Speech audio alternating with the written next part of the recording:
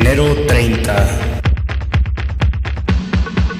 Primer simposium sobre el derecho a la imagen.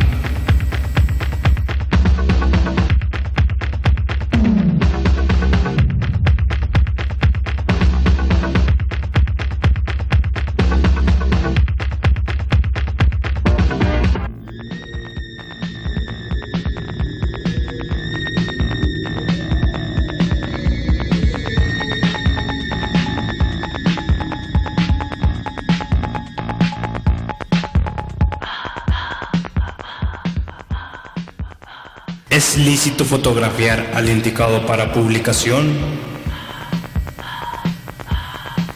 ¿Es indemnizable el daño moral?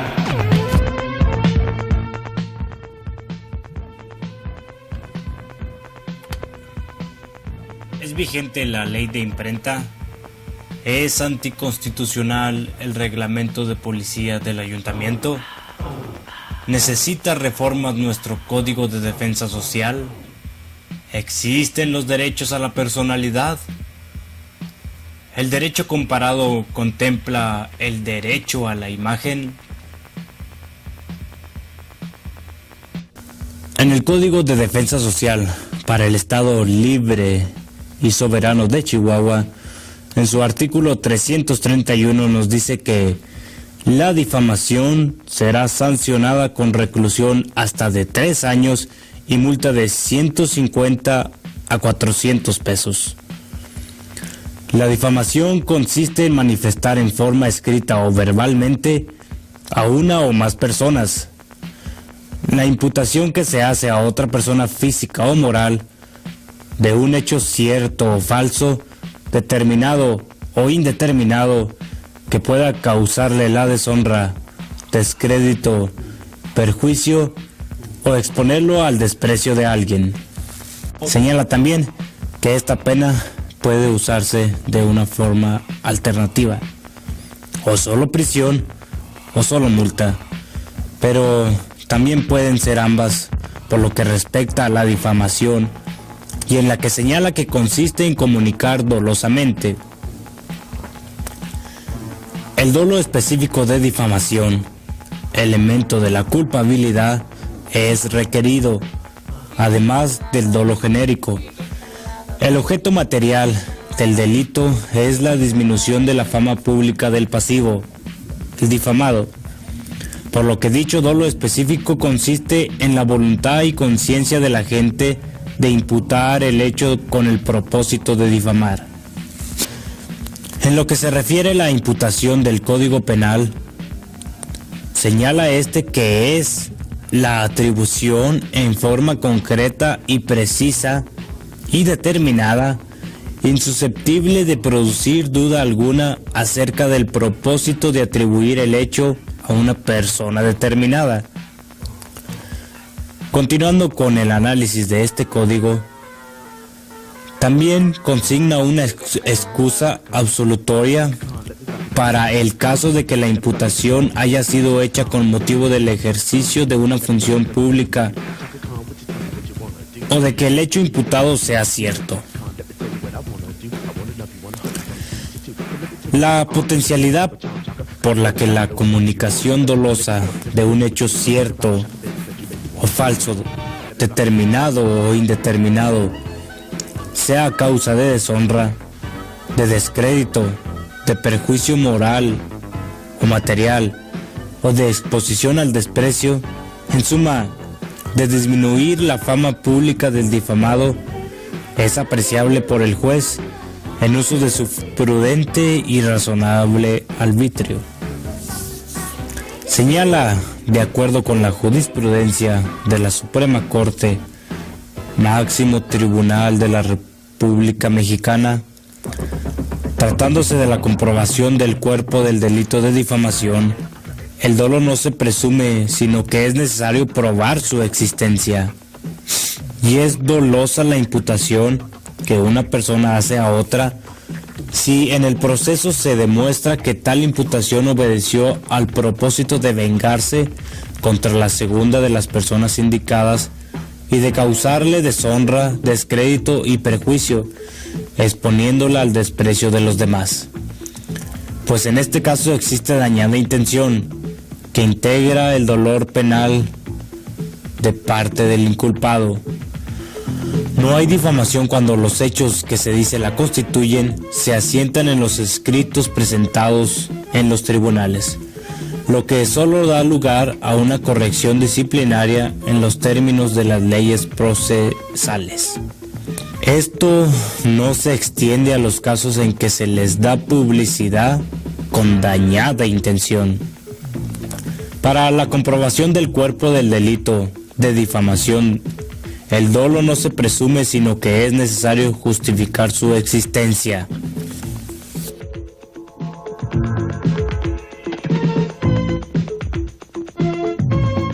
La Constitución Política de los Estados Unidos Mexicanos, en su artículo 7º, nos dice que es inviolable la libertad de escribir y publicar escritos sobre cualquier materia. Ninguna ley ni autoridad puede establecer la previa censura, ni exigir fianza a los autores o impresores, ni coactar la libertad de imprenta, que no tiene más límites que el respeto a la vida privada, a la moral y a la paz pública. En ningún caso podrá secuestrarse la imprenta como instrumento de delito. Las leyes orgánicas dictarán cuantas disposiciones sean necesarias para evitar que, sobre pretexto de las denuncias por delitos de prensa, sean encarcelados los expendedores, papeleros, operarios y demás empleados del establecimiento de donde haya salido el escrito denunciado, a menos que se demuestre previamente la responsabilidad de aquellos.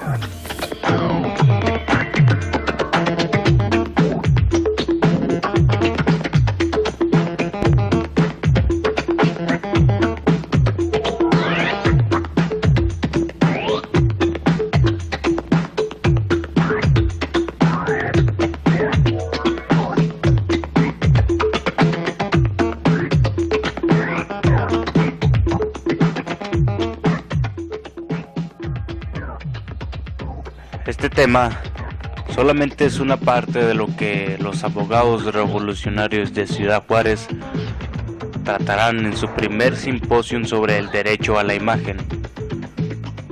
¿Qué tan cierto es que si no se le ha comprobado a una persona algún delito, no tiene por qué aparecer ante una pantalla de televisión, ante una cámara fotográfica?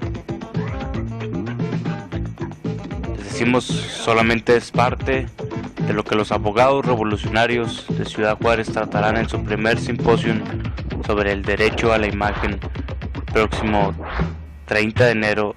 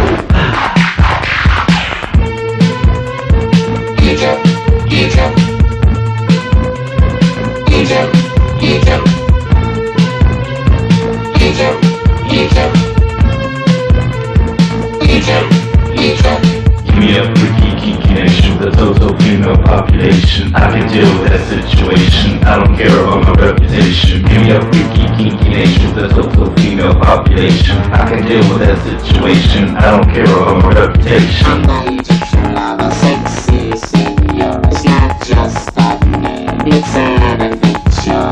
And it's so fast, I scratch so sweet. There's not another DJ on earth who can compete.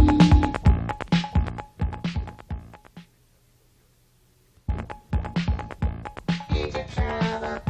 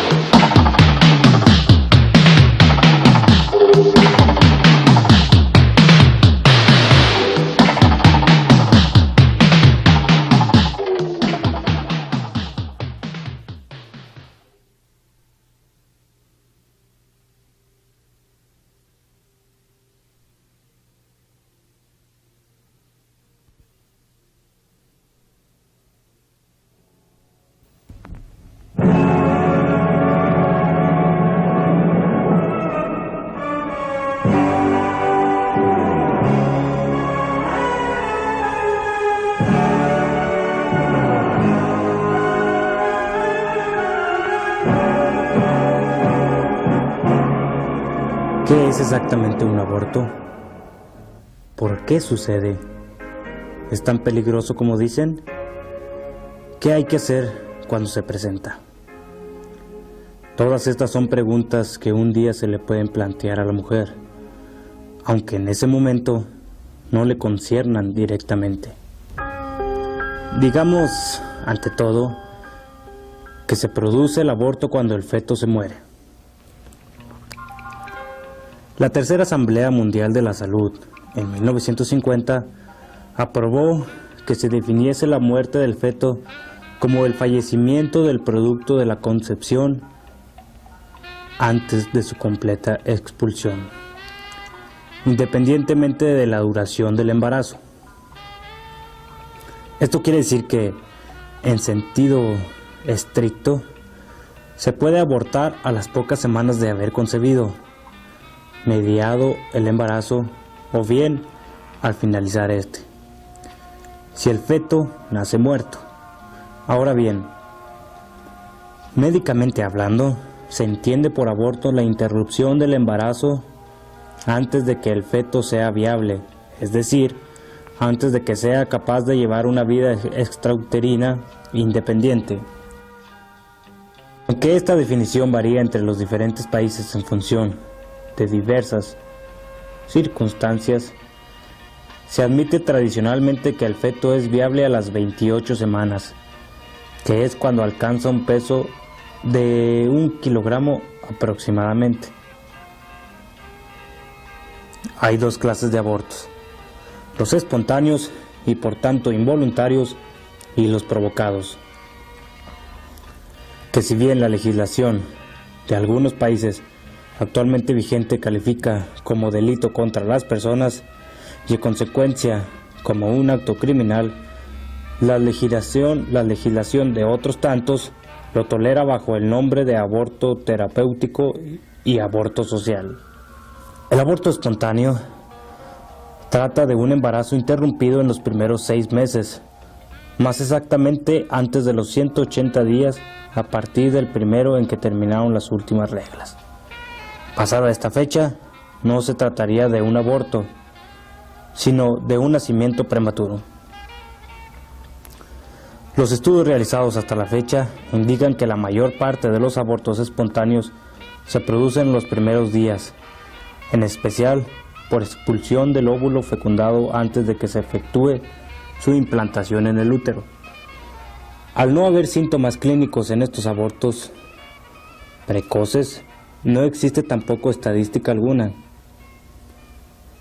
siendo, por tanto, muy difícil precisar su incidencia. Las causas de los mismos son diversas, pero puede decirse en forma general que de cada 4 abortos, 3 se deben a que el embrión está en mal estado y consecuentemente es incapaz de acabar su normal desarrollo. Solo uno sería imputable a un fallo en el organismo de la madre, fallo que podría estar en relación a veces con la edad de la misma, así como con el número de embarazos y abortos anteriores. ¿Qué piensa acerca del aborto? Pues que no me gusta eso. ¿Por qué? Porque, mire, cuando lo hace uno, las criaturas para traerlas al mundo es por ponerse uno. Y nunca debe de traer uno. Yo soy madre, tengo 3 hijos y los he navegado. Y ahorita ya están jóvenes, gracias a Dios. Y mi Dios, pues me ha abierto las puertas. Por eso no debe ser una madre tirar a los nenes. Debe de cuidarlos. ¿Comprende? No tiene la culpa ellos. Que en un rato se haga uno gorda. Yo quisiera que fuéramos todos madres y luchar por los hijos.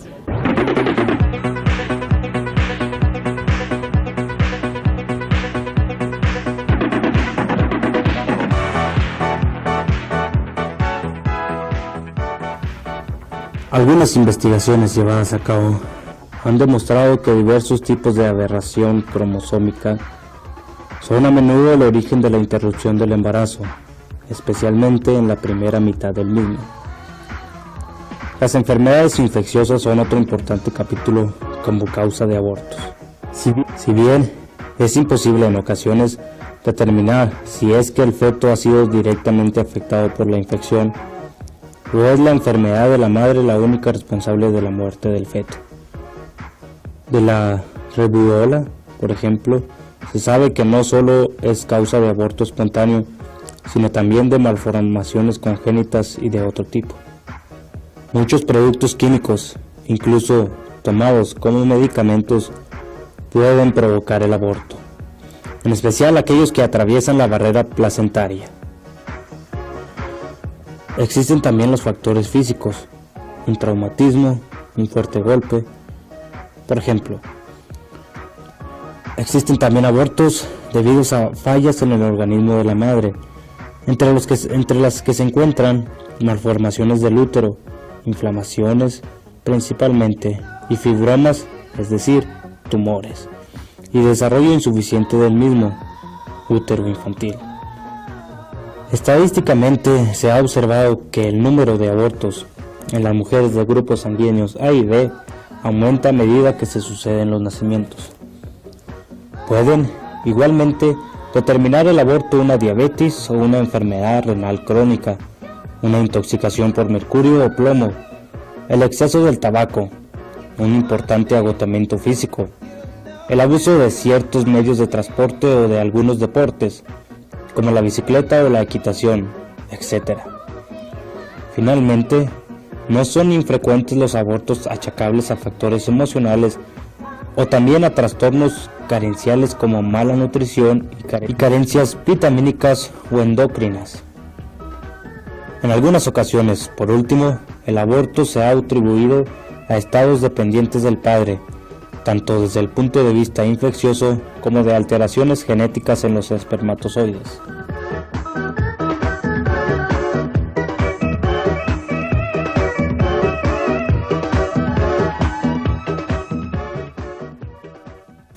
Aborto, interrupción del embarazo. Abordar el tema del aborto resulta tan amplio como sus consecuencias y con frecuencia llegamos a caer en extremos de feminismo o machismo. Temas que antes solo se mencionaban en privado y a manera de chisme, resulta ahora necesario afrontarlos de manera directa y objetiva. Como cada embarazo se produce en diferentes circunstancias, vale la pena hacer énfasis en lo importante que resulta el análisis claro de la situación de cada pareja que ha pensado en el aborto como solución, o cada mujer soltera, quienes son, sin duda, las que más frecuentemente recurren a esta acción. Los motivos más frecuentes que hacen pensar en el aborto suelen ser principalmente de origen social, moral y económico, además, claro está, de problemas orgánicos. Sin embargo, las secuelas de un aborto, tanto físicas, legales como emocionales, principalmente, suelen ser más profundas de lo que parece. En su libro El segundo sexo, la escritora francesa Simone de Beauvoir menciona que la libertad de la mujer empieza en el vientre, es decir, que el cuerpo de la mujer es un territorio en donde solo ella puede decidir. No se ha planteado aún en nuestro país la solución a la legalización del aborto. Seguramente deberán transcurrir varias decenas de años para que esta medida, antes y aún hoy clandestina y peligrosa, se vea modificada, permitiendo así que la mujer sea quien actúe de acuerdo a su criterio y responsabilidad, y evitando al mismo tiempo la alta tasa de morbilidad materna por este motivo. Ahora bien, se cree que con un buen control de la concepción se puede evitar el problema de embarazos no deseados. Lo difícil de esa utópica medida es que una gran parte de las compatriotas, educadas para ser madres y esposas y manejadas durante siglos por hombres, creen todavía que con los hijos se logrará ese tan deseado matrimonio, o bien ese mismo se sostendrá con un nuevo miembro a la familia, que su religión no les permite tomar contraceptivos o que físicamente no les son tolerables. En fin, siempre encontramos una buena excusa para salir del paso y justificar el embarazo. Nunca se admite que, salvo raras excepciones, como lo constituye el hecho de que haya fallado el método de control, la mujer de ahora se embaraza porque quiere. Y si ha pensado en abortar, es necesario recalcar la importancia que requiere tomar la decisión y someterse a los riesgos que esto conlleva, ya que el aborto es irreversible e impredecible. El elemento afectivo es de gran valor en la toma de decisiones, efectúese o no el aborto, y quien cuenta con el apoyo de su pareja, con la solidaridad en el placer y en la pena, habrá saneado en buena medida las secuelas emocionales que el trance lleva consigo. En fin, que cada pareja, hombre y mujer unidos y de manera individual, sopesen los riesgos y ventajas, y que con el respaldo de esta búsqueda, la decisión tomada sea el resultado de una libre elección y no de una opción única.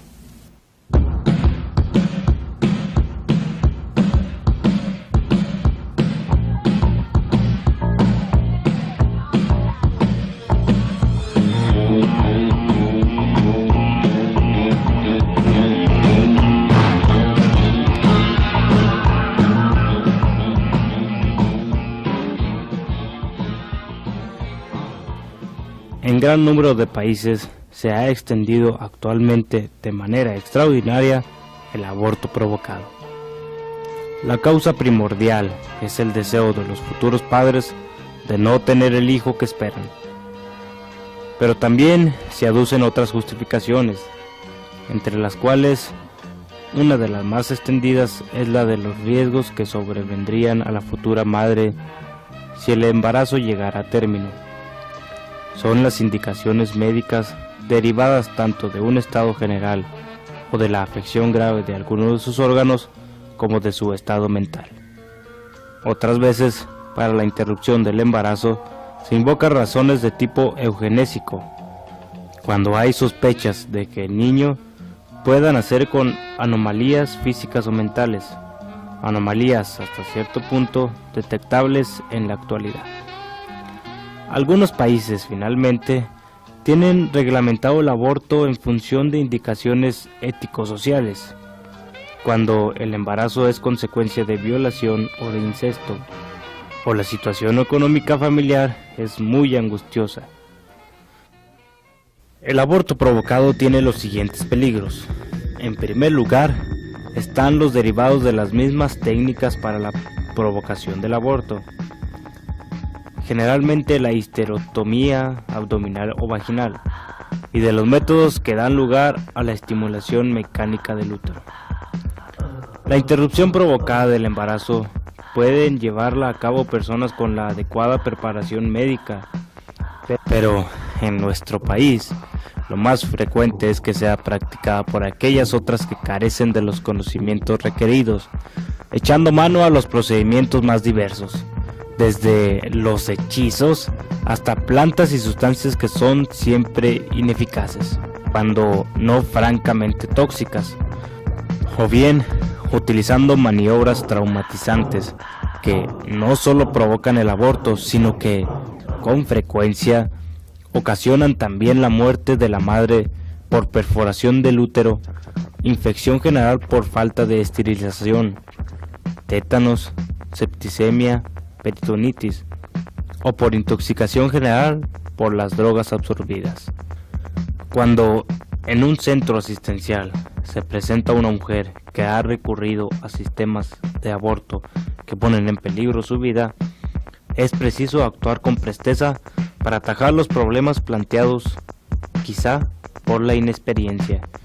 En caso de infección, especialmente, los minutos cuentan, sobre todo si se ha presentado una hemorragia. Antibióticos, suero antitetánico, un legrado cuidadoso con anestesia general o ablación quirúrgica del útero si no hay otro método de contener la hemorragia, transfusión de sangre, reanimación e incluso a veces riñón artificial. Todo este artesanal de medios y algunos más pueden salvar a la mujer si se aplican a tiempo, porque a veces se llega demasiado tarde. Se puede producir la muerte por reflejo durante las maniobras abortivas, o también por embolia cerebral, es decir, porque una gota de aire o de materia grasa emigra desde los vasos uterinos desgarrados hasta las arterias cerebrales. De cualquier manera, aunque su organismo se restablezca bien de la agresión, la mujer corre un cierto riesgo, ya que la interrupción brutal y dramática del nuevo equilibrio hormonal que ha instaurado el embarazo no está prevista por la naturaleza, y las glándulas sexuales no siempre vuelven a funcionar correctamente. Puede darse igualmente una perturbación de las reglas que llegan a faltar o se vuelven irregulares y a menudo muy dolorosas, o un deficiente equilibrio sexual, frigidez y dolor en las relaciones sexuales, todo lo cual puede crear una auténtica enfermedad genital, a veces definitiva.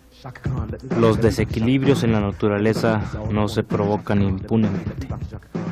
También pueden aparecer infecciones crónicas, con su secuela de dolores abdominales y de pérdidas de sangre vaginales. Y, por último, no es demasiado infrecuente que sobrevenga la esterilidad definitiva, ante la que algunas mujeres pueden experimentar como un complejo de culpabilidad y una sensación de auténtico castigo. En efecto, no puede preverse el choque psicológico del aborto provocado, pero siempre es algo real, cualquiera que sea el descanso inmediato que proporcione la interrupción del embarazo. Muchas mujeres quedan marcadas de por vida por este hecho, y no es otra la causa de la desunión de ciertas parejas. Por paradójico que parezca, la reacción normal o subconsciente de la mujer puede ser el odio hacia el padre del hijo rechazado, o la negativa de convivir de una forma amigable y amorosa con el padre del hijo perdido. En resumen, las estadísticas demuestran que la mortalidad por aborto provocado puede llegar hasta 100 de cada 1000 cuando se trata de abortos ilegales, mientras que esta cifra se reduce a 4 de cada cuando en el aborto se han utilizado las prescripciones técnicas según la legislación de los países que lo permiten.